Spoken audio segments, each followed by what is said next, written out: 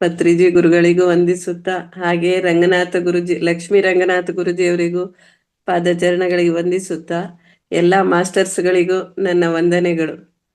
ಅಂದ್ರೆ ನಾನು ಮೊದಲಿಗೆ ಮಹಾವತಾರನ್ನು ಭೇಟಿಯಾಗಿದೆ ಹೇಗೆ ಅಂತೇಳಿ ಒಂದು ಮೊದಲಿಗೆ ಪೀಠಿಗೆ ಕೊಡ್ತಾ ಇದ್ದೇನೆ. ಅಂದ್ರೆ ನಾನು 21 ವರ್ಷಗಳಿಂದ ಬೇರೆ ಇದರಲ್ಲಿ ಸಾಧನೆ ಮಾಡ್ತಾ ಇದ್ದೆ. ಅಂದ್ರೆ ಸಾಧನೆ ಅಂದ್ರೆ ಸೇವೆ ಸಾಧನೆ ಎರಡೂ ನಡೀತಾ ಇತ್ತು.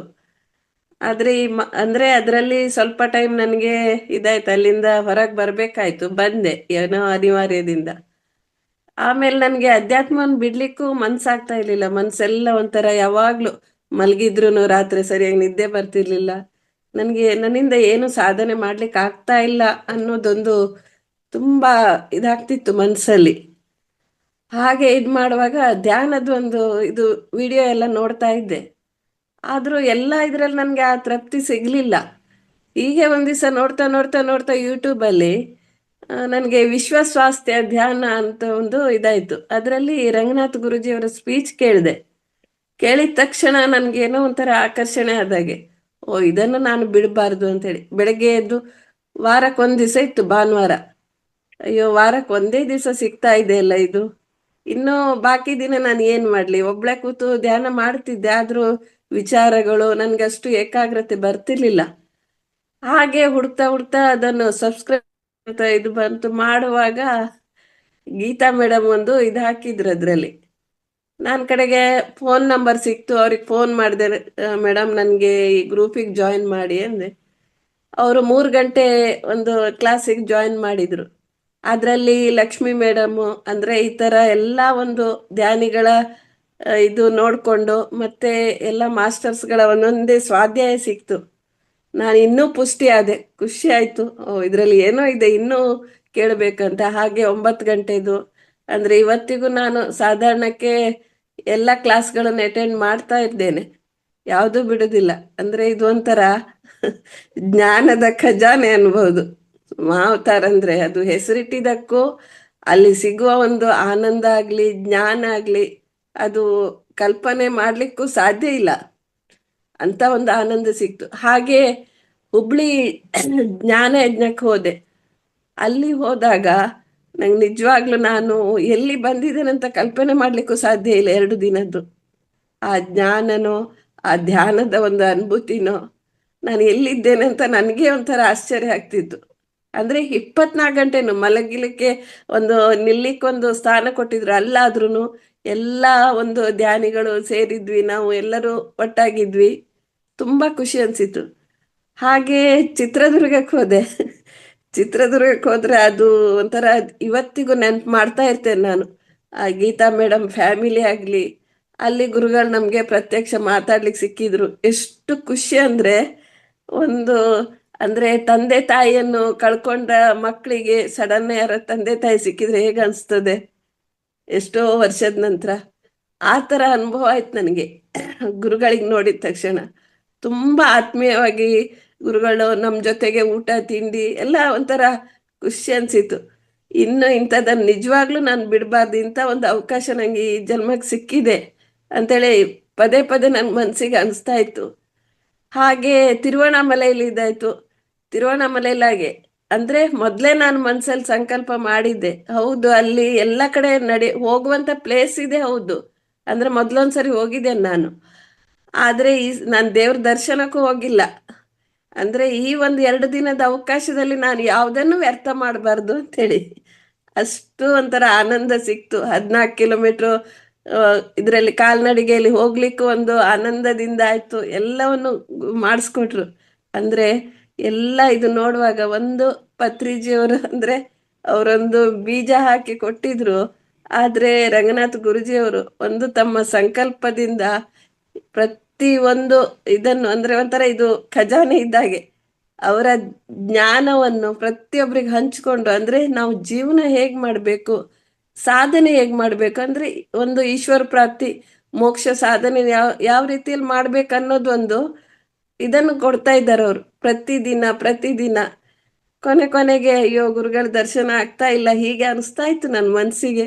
ಯಾಕೆ ಗುರುಗಳು ಬರ್ತಾ ಇಲ್ಲ ಅಂದ್ರೆ ಅವ್ರು ಹೇಳಿದ್ದನ್ನು ನಾವು ಯಾವುದು ಕಾರ್ಯರೂಪದಲ್ಲಿ ಮಾಡಲ್ಲ ಏನೋ, ಅದಕ್ಕಾಗಿ ಗುರುಗಳಿಗೇನು ಬೇಸರ ಆಗಿರ್ಬೇಕಂತ ಹೀಗೆ ಅನಿಸ್ತಾ ಇತ್ತು.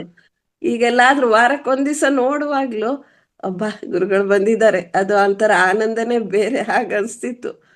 ಹಾಗೆ ಈಗೀಗ ನೋಡ್ತಾ ಇದ್ದೇನೆ ಪ್ರತಿಯೊಬ್ಬ ಸಾಧಕ ಅಂದ್ರೆ ಧ್ಯಾನಿಗಳು ಈಗ ಏನು ನಿರೂಪಣೆ ಮಾಡ್ತಾರೆ, ಇದರಲ್ಲಿರುವ ಎಲ್ಲ ಮಾಸ್ಟರ್ಸ್ಗಳು ಹಾಗೆ. ಒಂದು ರೇವತಿ ಮೇಡಮ್ ಆಗ್ಲಿ, ಗೀತಾ ಮೇಡಮ್ ಆಗ್ಲಿ, ಅಥವಾ ಅಶ್ವಿನಿ ಮೇಡಮ್, ಎಲ್ಲರೂ ಅನುರಾಧ ಆಗ್ಲಿ, ಯಶೋಧ ಮೇಡಮ್ ಆಗ್ಲಿ, ಎಲ್ಲರೂ ಹಾಗೆ ಒಬ್ಬರೊಬ್ರು ಹೊಸಬ್ರು. ಅವ್ರು ಫಸ್ಟ್ ನೋಡುವಾಗ ನನಗೆ ಇವ್ರು ನಮ್ಮ ತರನೇ ಸಾಮಾನ್ಯ ಅನ್ಸ್ತಿತ್ತು. ಕಡೆಗೆ ಈಗೀಗ ಹೇಗೆ ಅವರ ಬೆಳವಣಿಗೆ ಆಗ್ತಾ ಇದೆ ಅದನ್ನೇ ಅಬ್ಸರ್ವ್ ಮಾಡ್ತಾ ಇರ್ತಾರೆ. ಅವ್ರ ಮಾತಿನ ಒಂದು ಚೈತನ್ಯ ಆಗ್ಲಿ, ಅವರು ಒಂದು ಹೇಳುವ ರೀತಿ ಆಗ್ಲಿ, ಅಂದ್ರೆ ಇದೆಲ್ಲ ಗುರುಗಳ ಸಂಕಲ್ಪದಿಂದನೇ ನಡೀತಾ ಇದೆ ಅಂತೇಳಿ ನನಗೆ ತುಂಬಾ ಖುಷಿ ಆಗ್ತಾ ಇದೆ. ಎಷ್ಟು ಮಾತ್ರಕ್ಕೂ ಇದನ್ನು ಬಿಡಬಾರ್ದು. ಮತ್ತೆ ಮನ್ಸಿಗೊಂದು ಅನಿಸ್ತಾ ಇದೆ, ಎಲ್ಲರಿಗೂ ಈ ವಿಡಿಯೋ ಇದನ್ನು ಕಳಿಸ್ತೀನಿ, ಆದ್ರೆ ಯಾರು ಇದನ್ನು ಉಪಯೋಗ ಮಾಡ್ತಾ ಇಲ್ಲ ಅಲ್ಲ. ಯಾಕೆ ಹೀಗೆ ಮಾಡ್ತಾ ಇದ್ರು? ಇಷ್ಟು ಆನಂದ ಇದ್ರಲ್ಲಿ ಸಿಗ್ತಾ ಇದೆ ಅಲ್ಲ, ಯಾಕೆ ಜನ ಹೀಗೆ ಮಾಡ್ತಾ ಇದ್ದಾರೆ ಅನ್ನೋ ಒಂದು ಮನ್ಸಲ್ಲಿ ಎಲ್ಲೋ ಒಂಥರ ಇದಿದೆ, ಬೇಸರ ಇದೆ ನನಗೆ. ಆ ಹಾಗೆ ಅನಿಸ್ತಾ ಇದೆ. ಅಂದ್ರೆ ಆನಂದ ನನಗೆ ಹೇಳ್ಕೊಳ್ಲಿಕ್ಕೆ ಆಗ್ತಾ ಇಲ್ಲ. ಇದು ಅಷ್ಟು ಖುಷಿ ಅನಿಸ್ತಾ ಇದೆ. ಜ್ಞಾನದ ಒಂದು ಖಜಾನೆನೆ ಅಂತ ಹೇಳ್ಬೋದು ಇಲ್ಲಿ. ಇನ್ನು ಬೇರೆ ನಾವು ಹುಡ್ಕೊಂಡು ಎಲ್ಲೂ ಹೋಗೋದು ಬೇಡ, ಏನ್ ಬೇಕೋ ಅದು ಸಿಗ್ತಾ ಇದೆ.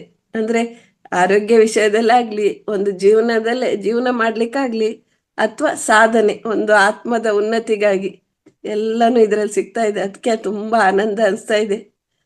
ನನಗೆ ಇಷ್ಟೆಲ್ಲ ಹೇಳಲಿಕ್ಕೆ ಅವಕಾಶ ಮಾಡಿಕೊಟ್ಟಿದ್ದ ಇನ್ನೊಂದು ಮೇಡಮ್ ವಿಷಯ ಅಂತೇನೆ ಇನ್ನು 10 ನಿಮಿಷ ಅಂದ್ರೆ ಸಮಯ ಇದೆ. ಮೇಡಮ್ ಏನೇನ್ ಅಳವಡಿಸ್ಕೊಂಡಿದ್ದೀರಾ ಹೇಳಿ ಮೇಡಮ್. ಇಲ್ಲಿ ಕೊಡುವ ಹಾ ಇದರಿಂದ ಆಯ್ತು. ಮನೆ ಮದ್ದಾಗ್ಲಿ ಅದ್ರ ಬಗ್ಗೆ ಸ್ವಲ್ಪ ಮಾತಾಡಿ. ಅಂದ್ರೆ ಮನೆ ಮದ್ದಂದ್ರೆ ನಾನು ಸಾಧಾರಣಕ್ಕೆ ಎಲ್ಲ ಇದನ್ನು ಇದ್ ಮಾಡ್ತಾ ಇದ್ದೇನೆ. ಮನೆ ಮದ್ದಂದ್ರೆ ಅಗತ್ಯ ಇದ್ದಾಗ, ಈಗ ನಾಗರತ್ನಮ್ಮ ಮೇಡಮ್ ಹೇಳ್ತಿದ್ರು, ವೇದಾವತಿ ಮೇಡಮ್ ಕೆಲವೊಂದು ಮುದ್ರೆಗಳು, ಮತ್ತೆ ಗುರುಗಳು ಏನ್ ಹೇಳಿದ್ದಾರೆ, ವಿಮ್ ಅಪ್, ಮತ್ತೆ ಇದು ಎಂತ ಸಮುದ್ರದಿದು. ಬ್ರದರ್ ಅಂದ್ರೆ ನನ್ಗೆ ತುಂಬಾ ವರ್ಷದಿಂದ, ಅಂದ್ರೆ ಒಂದು 21 ವರ್ಷದಿಂದ ಒಂದು ತಲೆನೋವಿತ್ತು, ಮೈಗ್ರೇನ್ ತಲೆನೋವು. ಎಣ್ಸಿದ ತಕ್ಷಣ ಆ ತಲೆನೋವು ಸ್ಟಾರ್ಟ್ ಆಗ್ತಿತ್ತು, ಎಲ್ಲಿ ಹೋದ್ರೆ ಆಗಲ್ಲ, ಪ್ರಯಾಣ ಮಾಡಿದ್ರೆ ಆಗಲ್ಲ, ಈ ತರ ಇತ್ತು. ಆದ್ರೆ ಈಗ ಅದೆಲ್ಲ ತುಂಬಾ, ಅಂದ್ರೆ 90% ಸುಧಾರಣೆ ಆಗಿದೆ ಅನ್ಬಹುದು. ಹಾಗೆ ಅಂದ್ರೆ ಗುರುಗಳೊಂದು ಆಹಾರದ ವಿಷಯದಲ್ಲಿ ಅವ್ರು ಎಷ್ಟೊಂದು ಜ್ಞಾನ ಕೊಡ್ತಾರೆ ಪ್ರತಿಯೊಂದು ವಿಷಯದಲ್ಲೂ. ಅಂದ್ರೆ ಅಳವಡಿಸ್ಕೊಂಡ್ರೆ ಅಷ್ಟು ಇದಿದೆ ಅದು.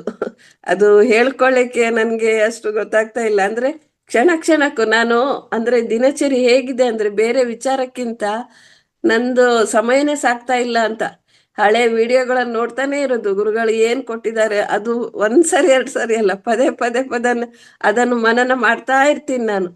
ಅಂದ್ರೆ ಅಷ್ಟೊಂದು ಖಜಾನೆ ಇದೆ ಅದು. ಅದಕ್ಕಾಗಿ ತುಂಬಾ ಆನಂದ ಅನಿಸ್ತಾ ಇದೆ. ಮತ್ತೆ ಪ್ರತಿಯೊಬ್ಬ ಇವರದ್ದು ಬಗ್ಗೆ ಹೇಳ್ಬೇಕಂದ್ರೆ ನಂಗೆ ಅಷ್ಟು ಇದಾಗ್ತದೆ. ನಾನು ಅಶ್ವಿನಿ ಮೇಡಮ್ಗಂತೂ ಒಂಥರ ಚಿನ್ಕುರ್ಳಿ ಅವ್ರು ಅಂತಾನೆ ನನ್ನ ಮನ್ಸಿಗೆ ಬಂದ್ರು, ಚಿನ್ಕುರ್ಳಿ ಅಂತ. ಅಂದ್ರೆ ಸಣ್ಣ ಮಗುವಿನಾಗೂ ಮಾಡ್ತಾರೆ, ಮಧ್ಯಮ ವಯಸ್ಸಿನವರಾಗೂ ಮಾಡ್ತಾರೆ, ಆಮೇಲೆ ಅಜ್ಜಿ. ವಯಸ್ಸಾದ ಅಜ್ಜಿನೂ ಆಗ್ತಾರೆ ಅವರು.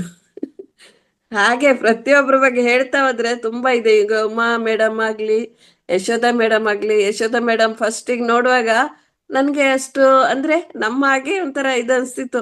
ಎಷ್ಟು ಬದಲಾವಣೆ ಆಗಿದೆ ಅಂದ್ರೆ ಅವರದ್ದು.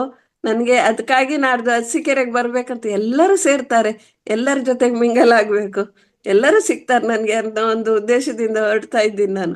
ಇನ್ನು ಎಲ್ಲೇ ಗುರುಗಳ ಕಾರ್ಯಕ್ರಮ ಇಟ್ರು ಅದನ್ನು ಬಿಡಬಾರ್ದು ಅನ್ನೋದೊಂದು ಮನ್ಸಿಗೆ ಬಂದಿದೆ ನನ್ಗೆ. ಇಷ್ಟೇಳಿ ನನಗೆ ಇದೊಂದು ಅವಕಾಶ ಮಾಡಿಕೊಟ್ಟಿದ್ದಕ್ಕೆ ತುಂಬಾ ತುಂಬಾ ಧನ್ಯವಾದ ಅಶ್ವಿನಿ ಮೇಡಮ್. ಅಂದ್ರೆ ನನ್ನ ಮನ್ಸಿಗೆ ನನ್ಗೆ ಹೀಗೆ ಮಾತಾಡಿಲ್ಲ, ಮನ್ಸಲ್ಲಿ ಎಲ್ಲ ಅರಿವಾಗ್ತದೆ, ಗೊತ್ತಾಗ್ತದೆ, ಆದ್ರೆ ಹೊರಗಡೆ ಪ್ರಕಟ ಮಾಡಿದ್ರೆ ಗೊತ್ತಿಲ್ಲ ನನಗೆ. ಏನಿದ್ರು ಒಳಗೆ ಅನುಭವಿಸ್ತಾ ಇರ್ತೀನಿ ಅಷ್ಟೆ. ಹೀಗಿದೆ ಹೀಗಿದೆ ಅದ್ರ ಬಗ್ಗೆನೇ ಚಿಂತನೆ ಆಗ್ತಾ ಇರ್ತದೆ, ಯೋಚನೆ ಮಾಡ್ತಾ ಇರ್ತೀನಿ ಈಗ ಏನ್ ಮಾಡ್ಬೇಕು ನಾನು. ಅಂದ್ರೆ ಸತತ ಇದು ಮಾವತಾರ ಏನ್ ಕಲ್ಸಿದೆ ಅಂದ್ರೆ ನನಗೆ ವರ್ತಮಾನದಲ್ಲಿ ಇರ್ಲಿಕ್ಕೆ. ಇಲ್ಲ ಅಂದ್ರೆ ಭವಿಷ್ಯದ ಬಗ್ಗೆ, ಹಿಂದೆ ನಡೆದ ಘಟನೆ ಬಗ್ಗೆ ತುಂಬಾ ವಿಚಾರ ಮಾಡ್ಕೊಂಡು ನಮ್ಮ ಒಂದು ಏನ್ ಎನರ್ಜಿ ಇದೆ ಅದನ್ನ ಕಳ್ಕೊಳ್ತಾ ಇರ್ತಿದ್ವಿ. ಆದ್ರೆ ಈಗ ಹಾಗೆ ಮಾಡ್ಬಾರ್ದು ಅನ್ನೋದೊಂದು ದೃಢವಾಗಿ ಗುರುಗಳು ನಮ್ಗೆ ಅದನ್ನ ಇದು ಮಾಡಿದ್ದಾರೆ. ಅಂದ್ರೆ ಸತತ ಅರಿವಿನೊಂದಿಗಿರಿ, ಅದೊಂದು ಯಾವಾಗ್ಲೂ ವರ್ಡ್ ನೆನಪಾಗ್ತಾ ಇರ್ತದೆ. ನೀನ್ ಏನ್ ಮಾಡ್ತಾ ಇದ್ದಿ ಈಗ ಅಂದ್ರೆ ಅರಿವಿನೊಂದಿಗಿರು, ವರ್ತಮಾನದಲ್ಲಿ ಇರು ಅಂತ ರಂಗನಾಥ್ ಗುರುಜಿ ಅವರು ಅದೊಂದು ಹೇಳಿದ್ದು ಉಂಟಲ್ಲ. ಕೆಲವೊಂದು ಪಾಯಿಂಟ್ಸ್ ಒಂದಲ್ಲ ಅದು. ಅಳವಡಿಸ್ಕೊಂಡ್ರೆ ಬೇರೆ ಎಲ್ಲೂ ಹುಡ್ಕೋದ್ ಬೇಡ, ಎಲ್ಲಾನು ಅವರ ಇದ್ರಲ್ಲಿ ಇದೆ ಅದು. ಧನ್ಯವಾದ ಧನ್ಯವಾದ. ಎಲ್ಲರಿಗೂ ಧನ್ಯವಾದ, ಗುರುಗಳಿಗೂ ಧನ್ಯವಾದ, ಲಕ್ಷ್ಮೀ ರಂಗನಾಥ್ ಗುರುಗಳಿಗೂ ಕೋಟಿ ಕೋಟಿ ಧನ್ಯವಾದ. ನನ್